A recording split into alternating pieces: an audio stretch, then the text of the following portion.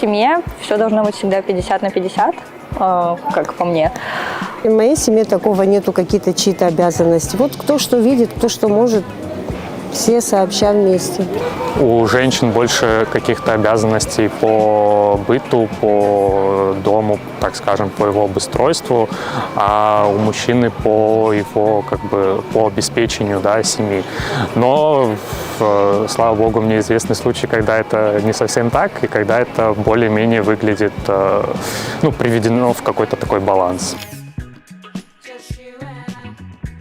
Конечно, должен. Это же его ребенок.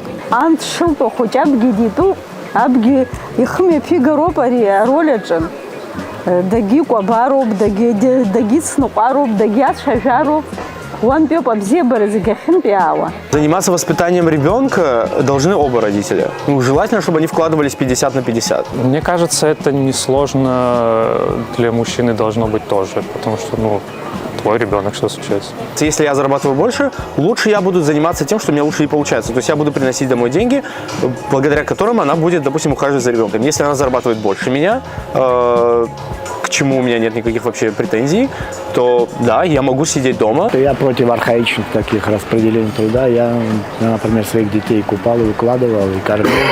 Я в этом не вижу никаких проблем. Как минимум, работа на вахте. Я думаю, это сугубо мужская профессия. Это должно зависеть конкретно от человека, потому что не каждый мужчина может работать в шахте, не каждая женщина, понятное дело, тоже может в шахте работать. Это уже индивидуально. Когда я начал журналистикой, количество мужчин было подавляющим. Сейчас наоборот. Это, кстати, не самая хорошая тенденция. То же самое происходит в других сферах. То есть перетекают. То есть сейчас это тоже размывается. Это в силу того, что мир становится более цифровой, а цифра подвластна и мужчинам, и женщинам. Пусть лучше женщина работает на легкой работе, пусть будет какой-то маленький капитал, но женская работа. Все разы, когда меня чуть не сбивали, за рулем были только мужчины. Если она умеет это делать хорошо, безопасно, что самое главное на дорогах, то тоже ради бога. Я бы предпочел руководителя, который будет лучше разбираться в своем деле.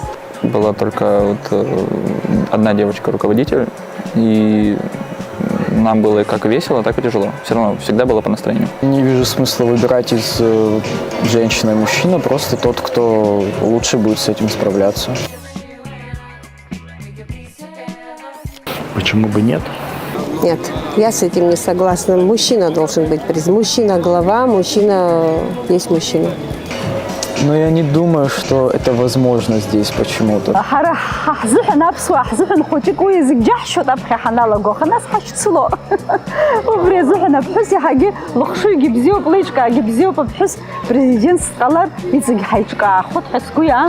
Если говорить о политике, то мне больше симпатизируют даже женщины, которые находятся у власти. Мне кажется, видно, к чему привели президенты мужчины в нашу страну. Поэтому для разнообразия нужно попробовать.